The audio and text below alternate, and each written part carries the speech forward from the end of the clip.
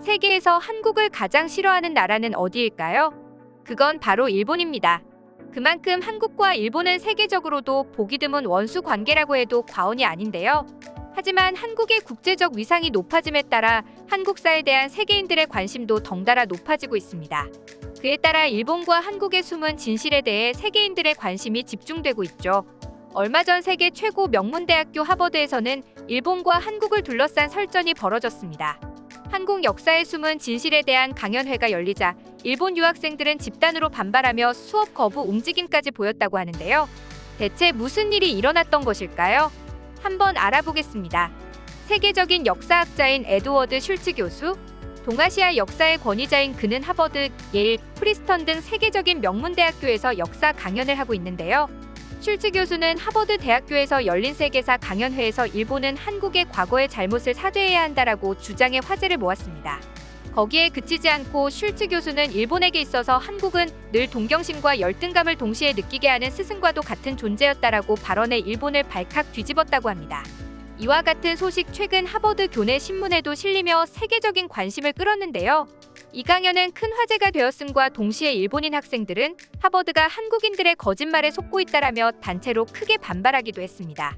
일본은 지난 역사 앞에서 떳떳하다는 것이 일본인들의 기본 개념이며 더군다나 자신들이 지배했던 한국에 사과해야 한다는 것은 그들에게 도저히 용납할 수 없는 주장이었죠. 그럼에도 하버드는 예정대로 에드워드 슐츠 교수의 강연을 진행했는데요. 에드워드 슐츠 교수는 해당 강의에 대해 불편함을 느끼는 일본인 학생들이 있다고 들었다. 그들의 뻔뻔한 태도에 학자의 한 사람으로서 부끄러움을 느낀다. 역사란 오로지 진실만을 알리는 학문이어야 하며 다른 주관적인 요소가 개입되어서는 안 된다. 이 수업을 듣기 싫은 학생이 있다면 결석 처리를 하지 않을 테니 강의실에서 나가라. 나는 진실을 숨기려는 자들과 타협할 생각이 없다라고 일침을 놓았죠. 일본 학생들의 반대에도 불구하고 이어서 특별 강연까지 시작되었는데요. 일본은 한국의 권력 싸움에서 패한 자들이 세운 나라이며 일본 왕실의 뿌리를 살펴보면 백제가 나온다라는 내용으로 시작된 강의는 일본의 오래된 열등감과 동경심에 대해서 지적하였습니다. 그는 일본에게 있어서 한국은 동경심과 열등감을 동시에 느끼게 하는 스승과도 같은 존재였다. 일본과 달리 한국인들은 결코 군사적으로 지배할 수 없는 민족이었기 때문이다. 일본이 강압적인 군인들에 의해 통치되는 동안 한국은 현대 국가와 마찬가지로 고등교육을 받은 엘리트 관료에 의해 운영되고 있었다라고 말했는데요.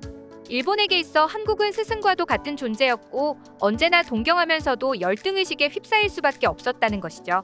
일본은 사무라이로 대표되는 군인들이 통치를 한 반면 한국은 높은 수준의 교육을 받은 관료들이 국가를 운영했던 모습만 보아도 한국이 무력으로 통치될 수 있는 나라가 아니었다는 점도 이야기했습니다. 모든 방면에서 한국은 수천 년 동안 일본보다 훨씬 앞선 나라였고 일본의 선진적인 문물을 전달해준 나라이기도 했죠. 때문에 일본은 한국을 동경하면서도 동시에 그 뛰어난 문화의 세대에 아주 뿌리 깊은 열등의식을 가질 수밖에 없었던 것입니다. 이에 대해 슐츠 교수는 분명한 어조로 수천 년 동안 한국은 일본보다 훨씬 선진적인 국가였다라고 강조했습니다. 그런데 1860년대 일본이 운 좋게 기적처럼 맞이한 사건이 있었습니다.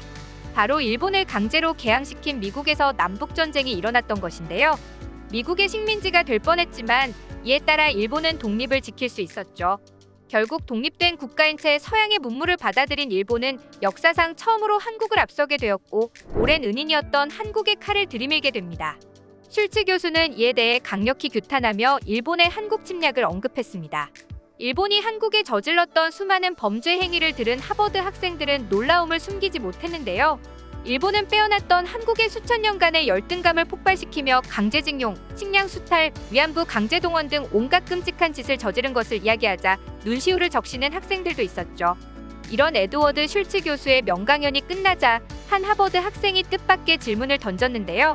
그건 바로 오래전부터 이어져 온 일본의 역사 왜곡에 관한 이야기였습니다. 해당 학생은 나는 예전에 일본인 교수가 쓴 역사책을 읽은 적이 있다.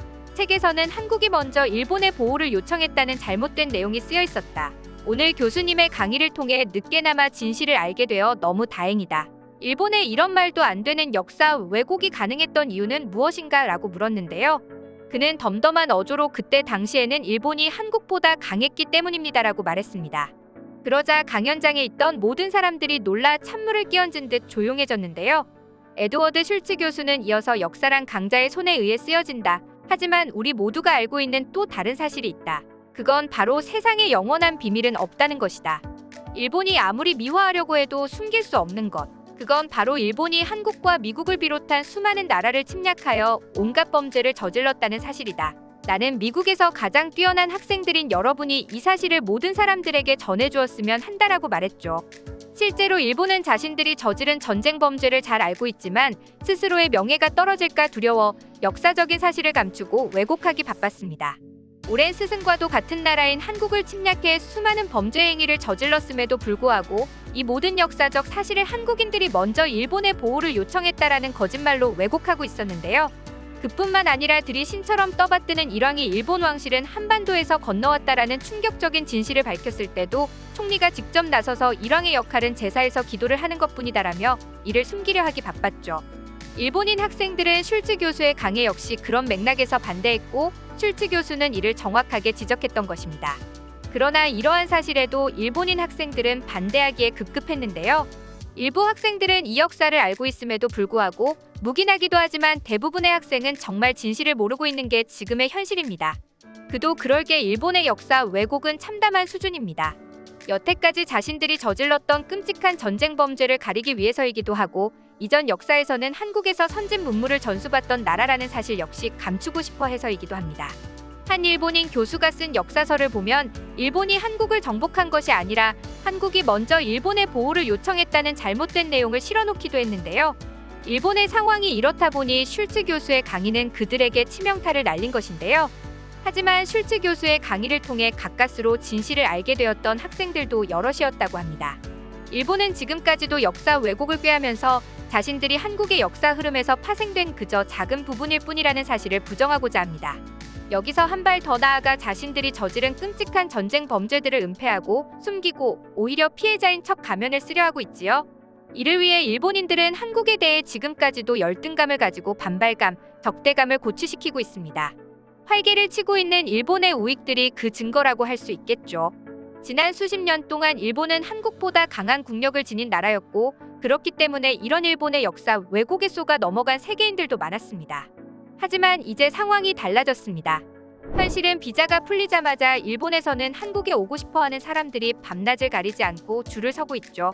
한국의 K-팝 아이돌과 여러 인기 드라마의 배우들을 직접 보기 위해 발을 구르고 있는 일본인 팬들도 수없이 많습니다. 한국은 아시아를 넘어 세계 문화를 선도하는 선진국으로 도약했고 세계인들 모두가 한국의 과거와 미래에 뜨거운 관심을 보이고 있습니다. 하지만 일본인들은 자신들의 과거를 제대로 마주할 용기도 없기에 미래는 더더욱 불투명할 것 같습니다. 그리고 한국의 문화가 유명해지면서 일본의 추악한 진실이 더욱 빠르게 알려지고 있는 것이 한편으로는 통쾌하기까지 하네요. 앞으로도 일본의 역사 왜곡을 비판하는 것을 넘어서서 우리가 먼저 나서서 한국의 역사를 알리려는 노력도 필수일 것 같습니다. 여러분의 소중한 의견을 남겨주세요. 그리고 많은 분들이 보실 수 있도록 널리 공유 부탁드립니다. 지금까지 코리아주모였습니다. 시청해주셔서 감사합니다.